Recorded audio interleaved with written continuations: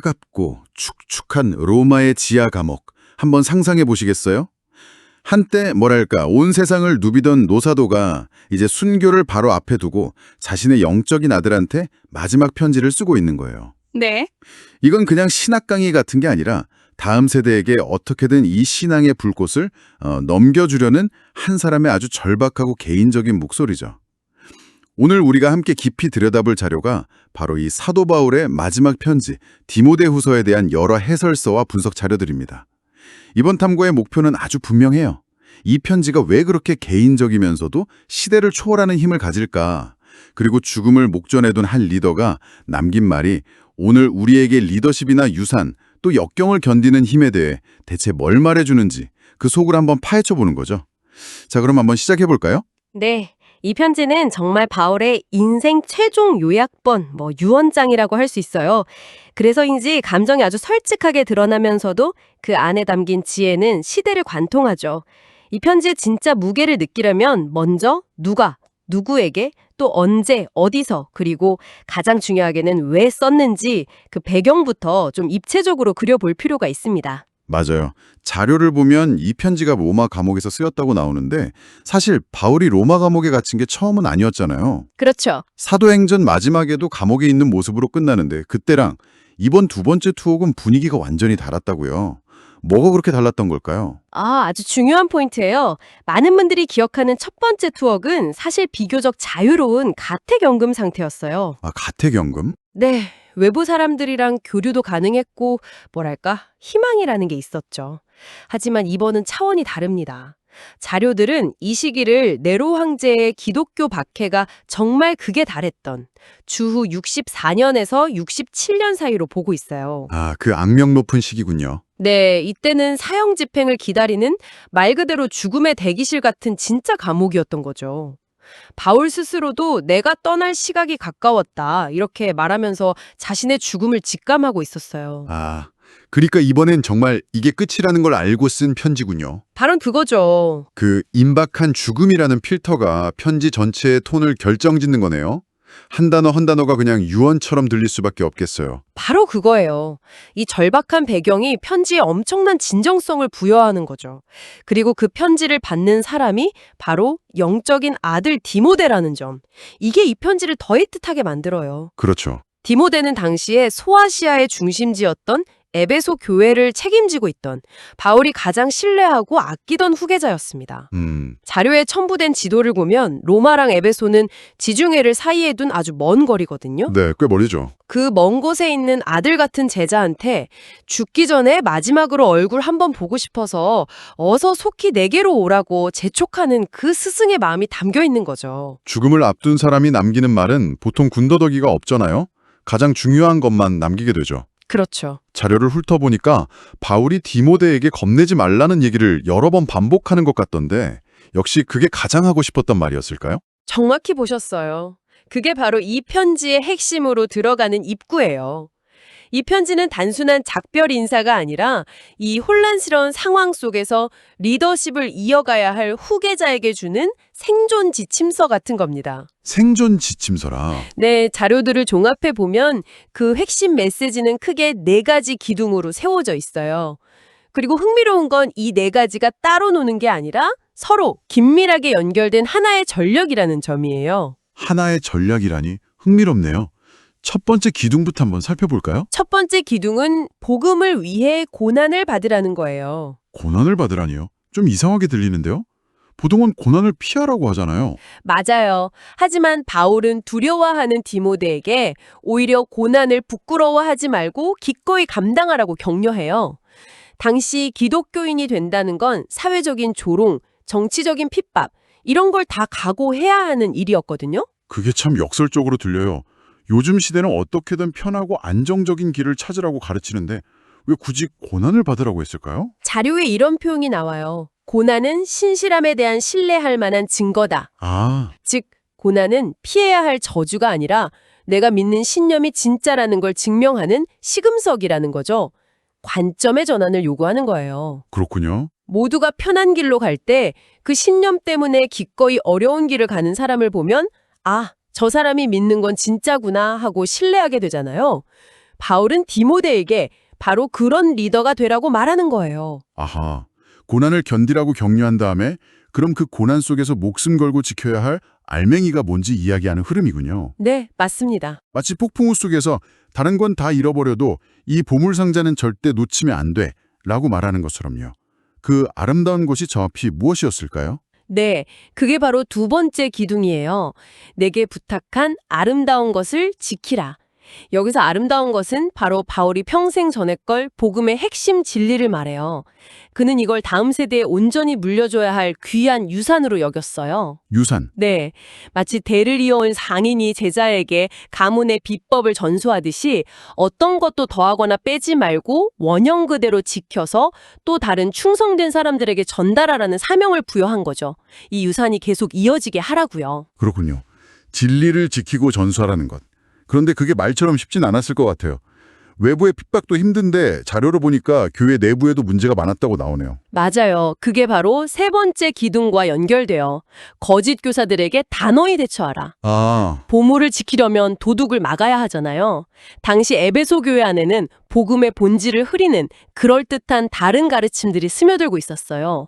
예를 들면 영적인 건 선하고 육체적인 건 악하다 이렇게 주장하면서 예수의 부활 같은 핵심 교리를 부정하는 초기 영지주의 같은 사상들이죠. 이런 가르침들은 사람들의 믿음을 속에서부터 좀먹는 아주 위험한 바이러스 같았어요. 아, 그런 배경이 있었군요. 뜬구름 잡는 이야기가 아니라 굉장히 현실적인 위협이었네요. 요즘으로 치면 그럴듯해 보이지만 핵심에 빠진 유사영성이나 성공주의 같은 것들에 현혹되지 말라는 경고처럼 들리기도 해요. 디모데가 리더로서 이런 문제에 단호하고 지혜롭게 대처해야 한다고 구체적으로 조언해요. 그리고 이 모든 혼란 속에서 붙잡아야 할 마지막 기준점을 제시하는데 그게 바로 네 번째 기둥이에요. 바로 성경이군요. 네. 모든 성경은 하나님의 감동으로 된 것이라고 말하면서 이 말씀이 우리를 온전하게 하고 모든 선한 일을 행할 능력을 주는 힘의 원천이라고 강조해요. 온갖 그럴듯한 이야기들이 난무할 때 무엇이 진짜고 가짜인지 분별할 수 있는 절대 기준이자 고난을 견뎌낼 힘을 공급하는 발전소로 성경을 제시한 거죠. 와, 이제 이 네 가지를 연결해 보면 바울의 전력이 보여요. 성경이라는 기준 위에 굳게 서서 거짓 가르침이라는 내부의 적과 싸우고 그 과정에서 오는 고난을 기꺼이 감수하면서 결국 복음의 진리라는 보물을 다음 세대에 넘겨주라는 것. 이건 뭐랄까 리더십 붕괴 직전에 조직을 살리려는 CEO의 마지막 절규 같은 거예요. 와, 그렇게 연결해서 들으니 완전히 다르게 다가오네요. 그냥 네 가지 지침의 나열이 아니라 하나의 유기적인 생존 전략이었군요. 그렇죠. 그런데 저는 이 편지에서 가장 놀라웠던 부분이 따로 있었어요. 이 거대라고 비장한 이야기를 하다가 갑자기 너무나 인간적인 부탁을 하는 부분이요. 내 겉옷 좀 갖다 줘 하는 부분이요. 아, 이 온도차가 너무 생생해서 오히려 더 마음에 와닿더라고요. 맞아요. 바로 그 인간적인 모습이 이 편지를 단순한 교리서가 아니라 살아있는 문학작품으로 만들어요. 그는 디모데에게 로마로 올 때 드로아라는 지역에 바보라는 사람 집에 맡겨둔 겉옷을 가져오라고 부탁해요. 네네. 그리고 책, 특히 양피지에 쓴 것을 가져오라고 덧붙이죠. 겉옷과 책이라니 정말 의외의 부탁 아닌가요? 한편으로는 굉장히 인간적으로 들리지만 다른 한편으로는 마지막 순간까지 세상의 물건에 연연하는 것처럼 보일 수도 있지 않을까 하는 생각도 들었어요. 이걸 어떻게 해석해야 할까요? 아주 좋은 질문이에요. 그 부분을 통해 우리는 두 가지 모습을 동시에 볼 수 있어요. 하나는 위대한 사도이기 이전에 차갑고 습한 지하 감옥에서 추위를 느끼는 한 노인의 모습이에요. 따뜻한 외투 한 벌이 절실했던 거죠. 아, 이건 세상 것에 대한 미련이라기보다는 기본적인 인간의 필요와 존엄에 대한 갈망으로 보여요.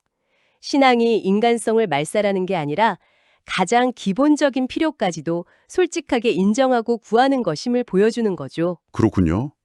신앙의 현실을 외면하는 게 아니라는 걸 보여주는 거네요. 그럼 책, 특히 양피지에 쓴 것은 어떤 의미가 있을까요? 그건 또 다른 모습, 즉 마지막 순간까지 배우고 연구하기를 멈추지 않았던 학자의 모습을 보여줘요. 아, 학자로서의 모습. 네, 양피지에 쓴 것은 아마도 구약 성경의 두루마리나 그가 직접 기록한 중요한 문서들이었을 거예요. 죽음을 눈앞에 두고도 진리에 대한 열정과 지적인 탐구를 놓지 않았던 거죠. 이 모습은 그가 전한 메시지가 단순한 신념이 아니라 깊은 연구와 묵상에 뿌리내린 확신이었음을 증명해요. 겉옷과 책, 한 인간의 연약함과 한 지성의 위대함이 그 두 단어에 다 담겨 있네요. 그렇죠. 그리고 이 편지에는 그런 연약함의 또 다른 모습, 바로 외로움도 아주 짙게 배어 있는 것 같아요. 네, 그 부분이 정말 마음 아프죠. 편지 마지막 부분에 이런 구절이 나와요. 대만은 이 세상을 사랑하여 나를 버리고 데살로니가로 갔고 오직 누가만 나와 함께 있느니라. 한때 동고동락했던 동역자들이 두려움 때문에 혹은 다른 이유로 자신을 버리고 떠났다는 고백이에요. 자신의 첫 번째 재판 때 아무도 곁에서 변호해주지 않았다는 언급도 있고요. 동역자들이 자기를 버리고 떠났다는 말을 직접 편지에 쓴다는 건 정말 엄청난 용기거나 아니면 그걸 감출 수 없을 만큼 깊은 절망감이었을 것 같아요. 리더의 자리라는 게 결국은 그렇게 외로워지는 걸까요? 그럴 수 있죠. 영웅적인 순교자의 이미지 뒤에 가려진 깊은 고독과 인간적인 상처를 엿볼 수 있는 대목이에요. 그리고 이 외로움이 디모기를 향한 그의 부름을 더 절실하게 만들어요. 너는 어서 속히 내게로 오라는 외침은 단순히 사역의 후계자를 부르는 것을 넘어 마지막 순간을 함께 해줄 단 한 사람의 친구이자 아들을 애타게 기다리는 인간 바울의 목소리인 거죠.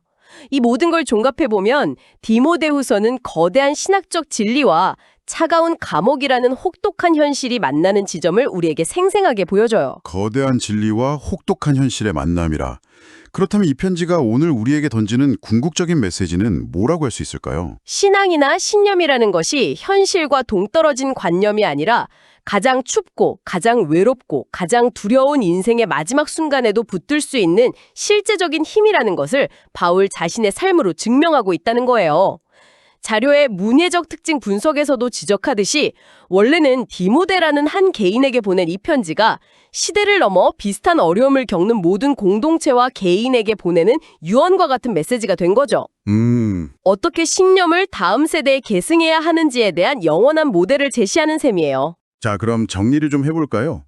오늘 우리가 깊이 들여다본 디모데 후서는 사도 바울이 죽음을 앞두고 로마 감옥에서 후계자 디모데에게 보낸 마지막 편지였어요.